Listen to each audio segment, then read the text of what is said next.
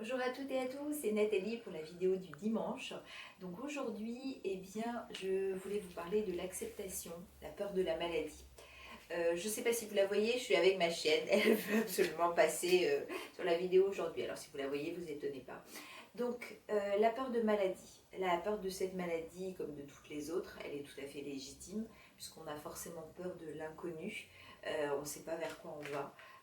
Moi, la sclérose en plaques, avant qu'on me dise que j'en avais une, qu'est-ce que j'en savais? J'en savais que je connaissais quelqu'un qui était très atteint, qui était en fauteuil roulant. C'est vrai que ça faisait peur, forcément, puisqu'on se dit, ben, la sclérose en plaques, ça veut dire quoi? Ça veut dire que je vais être en fauteuil roulant, je vais être limitée dans tous mes actes du quotidien. Donc oui, ça fait peur. Et l'acceptation, je pense que elle est très difficile. Il y a des personnes qui ne l'accepteront jamais.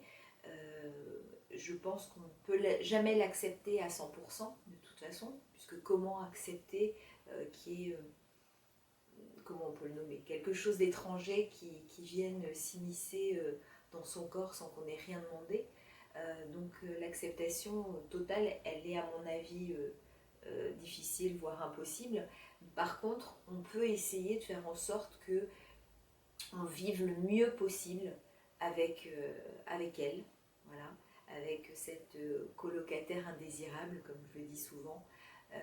Donc on ne peut pas l'accepter, par contre on peut faire en sorte qu'elle prenne le moins de place possible. Il ne faut pas, pour moi, lui donner une importance qu'elle n'a pas, puisque de toute façon c'est votre corps, c'est votre vie, donc il faut que vous essayiez de faire en sorte que c'est vous qui avez les commandes et c'est pas elle qui aura les commandes. Je sais, c'est difficile. J'ai eu la chance de l'avoir facilement acceptée, puisque quand on m'a annoncé le diagnostic il y a 20 ans, je savais déjà que j'étais malade. Je ne savais pas ce que j'avais, mais je savais que j'étais malade. Il y avait plein de choses qui n'étaient pas normales de toute façon dans mon corps. Quand on me l'a annoncé, ça a été une sorte de ouf, parce que ouf, j'étais pas barjot, j'avais bien quelque chose et je pouvais enfin mettre un nom sur la maladie. Donc ça, c'était important. Après, j'ai appris à vivre avec. J'ai appris à vivre avec tout ce qu'elle m'empêchait de faire. Et comme je le dis, je ne vois pas ce que je ne peux plus faire, mais ce que je peux toujours faire. C'est ça qui est important. Comme je l'ai dit dans la vidéo précédente, voir le verre à moitié plein et non pas à moitié vide. J'insiste bien, c'est vraiment sur le fait de se dire on ne lui donnera pas d'importance à cette maladie, à cette chose, vous pouvez la nommer comme vous le souhaitez, mais voilà. Donc c'est vivre au quotidien avec une étrangère dont on voudrait se débarrasser. Malheureusement, on ne s'en débarrasse pas comme ça. Pour les générations actuelles, j'ai très bon espoir pour elles de toute façon, puisque les traitements sont là et je pense que les chercheurs avancent quand même de plus en plus, même si on peut servir de cobaye, ça c'est certain. Mais pour ceux qui sont diagnostiqués à l'heure actuelle, il y a un espoir énorme de toute façon. Et dites-vous que vous en serez débarrassé, ça c'est certain. Donc ça c'est déjà bien de savoir ça. Il y a quand même énormément d'aides qui existent pour vivre le mieux possible. Donc moi, mon message c'est l'accepter non, la peur, oui, c'est normal d'avoir peur, mais c'est justement pour ça que c'est important les réunions que vous pouvez avoir, des cafés CEP, ou je ne sais pas comment on les nomme autour de chez vous, puisque vous pouvez parler avec des personnes qui ont exactement la même chose que vous, qui comprennent à 100% ce que vous vivez, puisque l'entourage, les amis, enfin tout ça, c'est pas forcément évident de leur faire comprendre les choses. Et puis surtout, comme ça, là, vous parlez avec quelqu'un qui à 100% comprend ce que vous vivez. Donc, vous n'accepterez pas la maladie, mais au moins, vous la vivrez le mieux possible. Et moi, c'est ça mon message, c'est vivre le mieux possible avec elle et surtout ne pas lui donner une importance qu'elle ne doit pas avoir. C'est vous qui êtes important, c'est pas elle. Voilà. Donc vivre le mieux possible, on va dire le mieux possible ou le moins mal possible. Ça, c'est chacun qui juge comment il veut le voir. Mais voilà, donc l'accepter moi, je pense que en y réfléchissant bien, je, je l'accepte en me disant qu'il y a toujours pire que soi.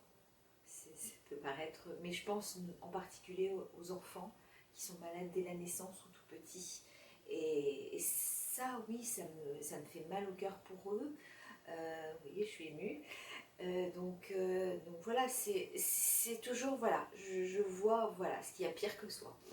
Et moi, des fois, je me dis, bon, c'est rien, même si à côté de ça, je marche pas, je fais rien, je suis fatiguée.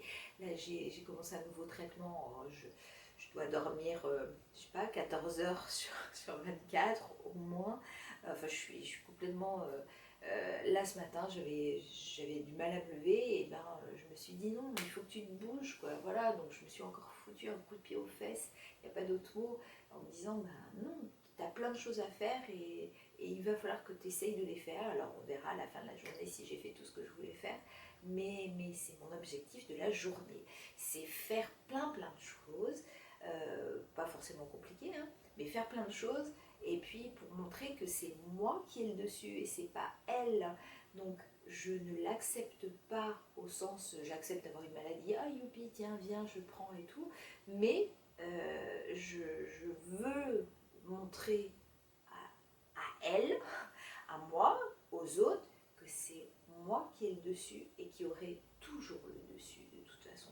Même s'il y a eu des petits moments, elle a grignoté et puis elle a réussi à gagner, mais au final, sur 20 ans, 25 ans, peut-être plus de maladies, c'est moi qui ai eu largement le dessus.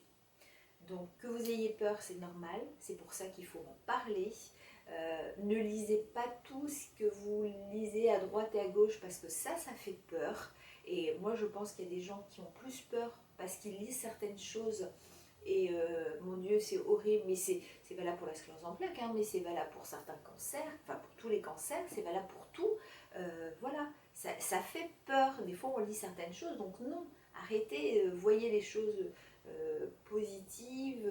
Enfin, voilà, mais enfin, il faut essayer de ne pas prendre, piocher. Moi, j'ai vu des fois des gens à qui j'ai essayé de remonter le moral et qui étaient là, oh non, j'ai fini par laisser tomber parce qu'ils allaient de toute façon me prendre et m'enfoncer dans leur gouffre et tout. Et non, non, il faut justement pas aller vers les gens négatifs, mais les gens positifs, quoi. C'est ça qui est important.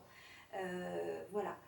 Donc c'est dur, c'est très dur. On a peur, c'est normal. L'acceptation, elle ne pourrait jamais être totale parce qu'on se dira toujours pourquoi moi. Il n'y a pas de réponse. Moi, c'est la seule question à laquelle je ne peux pas répondre à mes enfants. Je ne peux pas leur dire quand ils me disent maman, pourquoi toi. Je ne peux pas répondre. Mais on ne peut jamais répondre à ce type de questions. C'est la faute à pas de chance. Ça vous tombe dessus. Voilà. Donc je vais vous laisser pour aujourd'hui. Passez un très bon dimanche. Je sais que les fêtes approchent.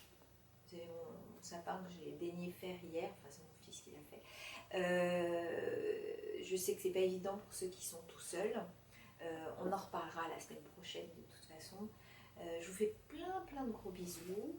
Mon deuxième, pour ceux que ça intéresse, mon deuxième témoignage est sorti vendredi.